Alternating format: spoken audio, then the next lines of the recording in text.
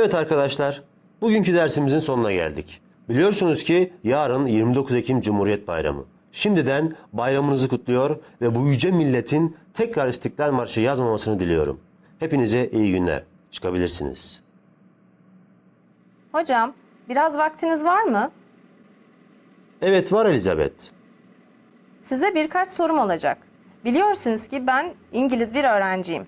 Dersin sonunda değindiğiniz 29 Ekim Cumhuriyet Bayramı'nın sizler için çok önemli olduğunu biliyorum. Fakat sizin için neden bu kadar önemli olduğunu tarihinizi bilmediğim için anlayamıyorum. Cumhuriyetin nasıl kurulduğunu ve Türkler için neden bu kadar önemli olduğunu bana anlatabilir misiniz? Seve seve anlatırım ve bundan da gurur duyarım. Atatürk'ün zihninde Cumhuriyet fikri çok erken yaşlarda oluşmuştu. Henüz 1914 yılında arkadaşı Kazım Özalp'e şu sözleri söylemişti. Türk milletine en uygun yönetim şekli cumhuriyettir. Atatürk aynı zamanda Türk ruhu kavramını özümsemiş bir liderdi. Türkler taşıdığı bu ruh sayesinde Altay dağlarından çıkmış, Orta Asya'da egemenlikler kurmuş, Doğu'nun ve Batı'nın keskin kılıcı olmuş, ayrıca 500 yıl boyunca Anadolu'yu yönetmiş ve dünyaya adaletle hükmetmiş eski, şanlı ve şerefli bir millettir. Bu güçlü Türk tarihini bilen ve bu asil kanı damarlarında taşıyan Atatürk, 20. yüzyıl başında sınırlarının düşman eliyle ihlal edildiğini gördüğünde sabırla doğru zamanı beklemişti.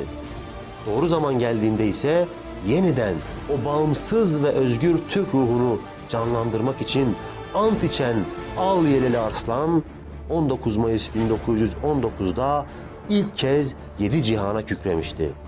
Heybetiyle açtığı Karadeniz'den sonra Amasya, Erzurum ve Sivas'a ayak basan güneş ışığını tüm vatan sattına yaydı. Önce meclis demişti Ulu Önder ve 23 Nisan 1920 tarihinde milleti birbirine kenetleyen Millet Meclisi'ni açmıştı. Milletin kaderini değiştirecek olan zaferlerse peşi sıra gelmişti. 1. ve 2. İnönü, Sakarya, Büyük Taarruz. Vatanın her karışının Mehmetçiğin kanı ve anaların gözyaşı ile sulanmasıyla açılan Cumhuriyet yolları, Başkomutan Gazi Mustafa Kemal Paşa'nın 28 Ekim 1923 gecesi şu sözleriyle vuku bulmuştu. Efendiler, yarın Cumhuriyeti ilan edeceğiz. 29 Ekim günü mebuslar heyecanla mecliste toplanmıştı. Gazi'nin vereceği müjdeyi beklemiş ve Gazi'nin verdiği müjdenin ardından hararetle tartışmışlardı. Büyük Millet Meclisimiz daha önce kabul ettiği anayasa ile doğuda yeni ve önemli bir devlet kurmuştur. Türk milleti ben varım ve devlet benim diyerek bütün dünyaya ilan etmiştir. Şimdi anayasamızın 1. maddesine bir madde ilave ediyoruz. Türkiye Devleti'nin hükümet şekli cumhuriyettir. Arkadaşlar, şu aziz saatte bütün azziyetimle Yüce Allah'ımdan Cumhuriyeti korumasını niyaz ediyorum. Temellerinin arzın temelleri kadar sağlam olmasını diliyorum. Ve bu duamın kanatları altında Cumhuriyet'in ruhu önünde hürmetle kıyam ederek 3 kere yaşasın Cumhuriyet, yaşasın Cumhuriyet, yaşasın Cumhuriyet diyorum. Hükümetimizi taziz etmelerini muhterem arkadaşlarımdan arz ederim. Alkış sesleri peşinden 101 pare top atışı ve dualarla Cumhuriyet bu şekilde ilan edilmiştir. Oturum sonunda ise Mustafa Kemal, Türkiye Cumhuriyeti Devleti'nin ilk Cumhurbaşkanlığı seçiminde 158 oydan sadece biri çekimser olarak ilk Cumhurbaşkanı seçilmişti. O bir kişi ise kendisine oy vermeyen Başkomutan Gazi Mustafa Kemal'di. Anlatımınız için teşekkür ederim Serdar Hocam.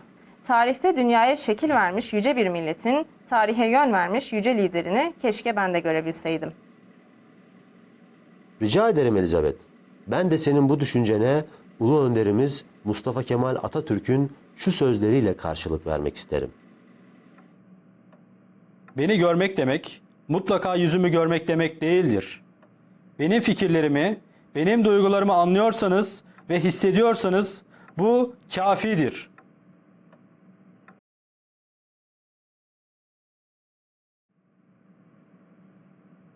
Evet çocuklar, biliyorsunuz ki yarın 29 Ekim ve Cumhuriyet'in 123. yıl dönümü.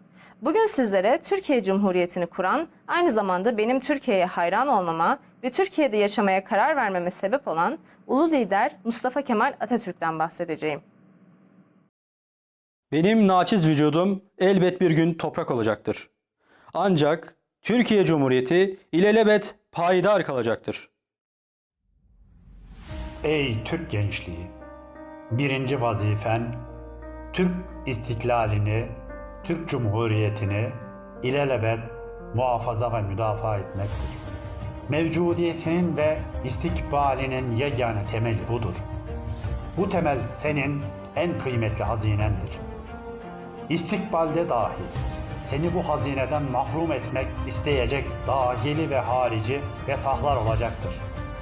Bir gün İstiklal ve Cumhuriyeti müdafaa mecburiyetine düşersen, vazifeye atılmak için içinde bulunacağın vaziyetin imkan ve şeriatini düşünmeyeceksin. Bu imkan ve şeriat çok namüsait bir mahiyete tezahür edebilir.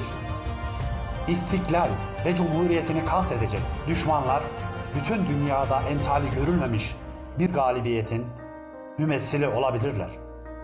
Cebren ve hile ile aziz vatanın bütün kaleleri zapt edilmiş, bütün tersanelerine girilmiş ve bütün orduları dağıtılmış, memleketin her köşesi bir fiil işgal edilmiş olabilir. Bütün bu şeriatten daha ilim ve daha vahim olmak üzere memleketin dahilinde iktidara sahip olanlar gaflet ve dalalet ve hatta ihanet içinde bulunabilirler. Hatta bu iktidar sahipleri şahsi menfaatlerini müstevlilerin siyasi emelleriyle teblit edebilirler. Millet fakr-ı zaruret içinde harap ve bitap düşmüş olabilir. Ey Türk istikbalinin evladı! İşte bu ahval ve şerait içinde dahi vazifen Türk istiklal ve cumhuriyetini kurtarmaktır. Muhtaç olduğun kudret damarlarındaki asil kanda mevcuttur.